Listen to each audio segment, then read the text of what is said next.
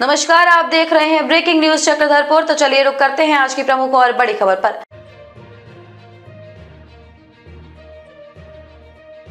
झारखंड के मुख्य निर्वाचन पदाधिकारी के रवि कुमार ने चाईबासा में लोकसभा चुनाव को लेकर किया कोल्हान प्रमंडल स्तरीय समीक्षात्मक बैठक। कोल्हान कमिश्नर, डीआईजी और तीनों जिला के डीसी, एसपी समेत अन्य अधिकारी बैठक में रहे मौजूद। नक्सल प्रभावित क्षेत्रों में शांतिपूर्ण चुनाव को लेकर हुई विशेष चर्चा।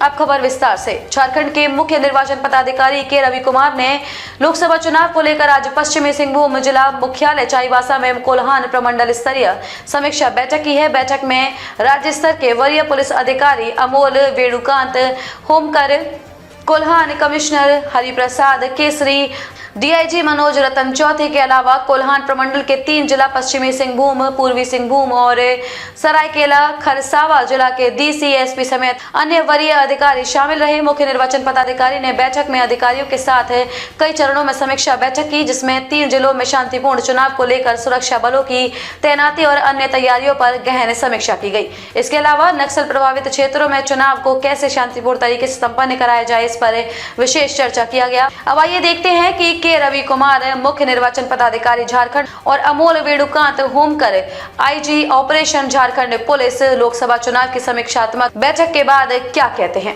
पूर्ण बातें हैं। चुनाव को लेकर तैयारी आपने समीक्षा की है। पहले तो ये बात जाने कि क्या समीक्षा में निकल कर अब आप सामने आए। तो समीक्षा में हम लोग अभी आने वाले चुनाव को लेकर तैयारी कितना लेवल तक का, उसके बारे में हम लोग समीक्षा किया था।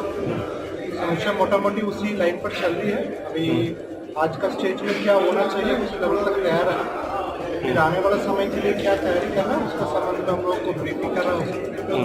एक इलेक्शन है, एक डेमोक्रेसी का फेस्टिवल है, एक फेस्टिवल में कैसा सेलिब्रेट करना है उसके संबंध में तैयारी देकर साथ साथ में सुरक्षा के लिए कितना व्यवस्था करना है उसका संबंध में हम लोग समीक्षा किया। प्रिपरेशन तीनों जिला में मोटा मोटी है। हम लोग आने वाले में कुछ चीजें होगी मतलब हम लोग बात करेंगे। एक दो महत्वपूर्ण प्रश्न अम्बल को लेकर एक प्रश्न है। चुनाव आयोग की आचार संहिता में कई विभागों में स्टेट सिंबल हटा दिया गया है, तो क्या वो आचार संहिता के दायरे में है? स्टेट सिंबल मतलब समझिए लोगो जो सरकार का होता है सर, अशोक स्तंभ जैसे हो या कुछ भी इस तरह का, उसमें हम लोग का वो पॉलिटिकल फंक्शनरी का फोटो हटाने के लिए है। उनका क्लियर हो गया, उसको कहाँ पर स्टेट सिंबल हटाया गया उसका संबंध।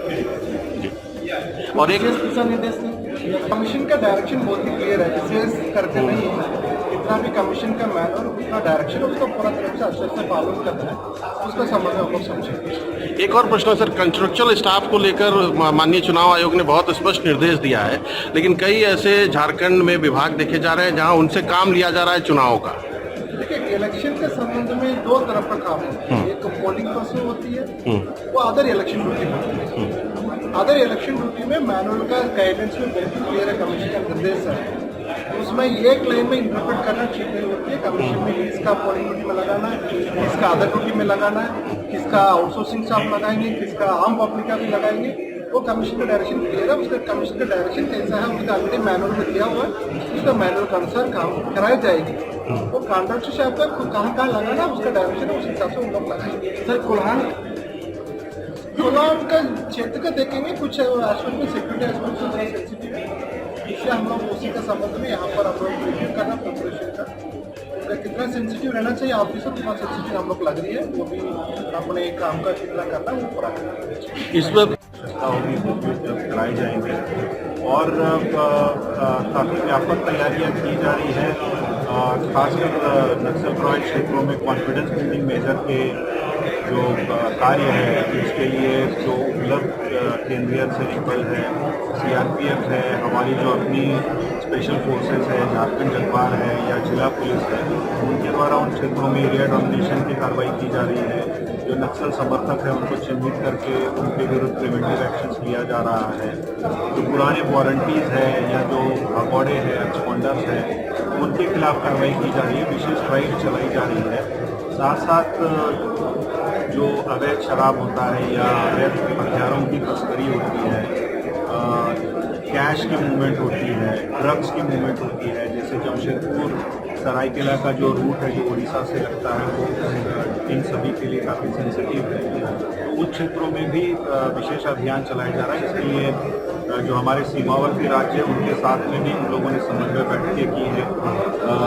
मुख्यालय स्तर पर, पुलिस मुख्यालय स्तर पर, DGP स्तर पर भी बैठकें हुई हैं और थाना स्तर पर सूचनाओं का आदान प्रदान किया जा रहा है। जो चेकनाका है खासकर स्टेट्स में बॉर्डर पे उनको एक्टिवेट किया जा रहा है और उस पर विशेष रूप से निगरानी रखी जा रही है।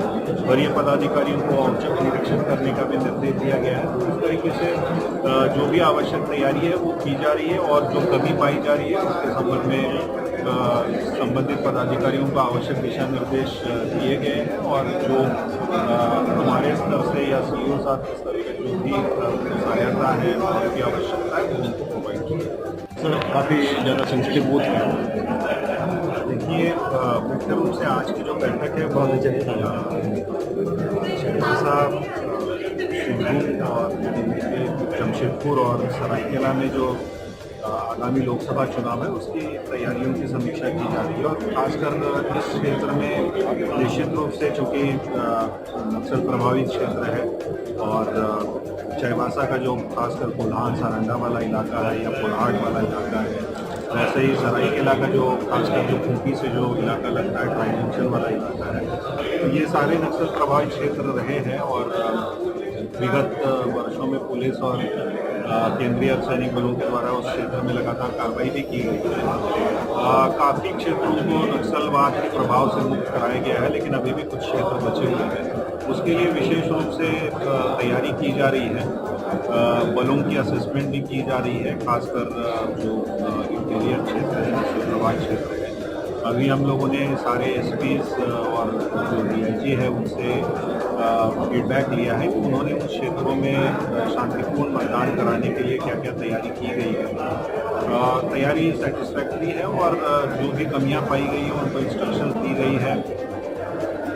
जितनी भी बलों की आवश्यकता होगी उस हिसाब से उनको। खबरों में अब तक के लिए बस इतना ही। फिर होगी आपसे मुलाकात ऐसी ही किसी बड़ी और खास खबर के साथ। तब तक के लिए नमस्कार और देखते रहिए ब्रेकिंग न्यूज चक्रधरपुर।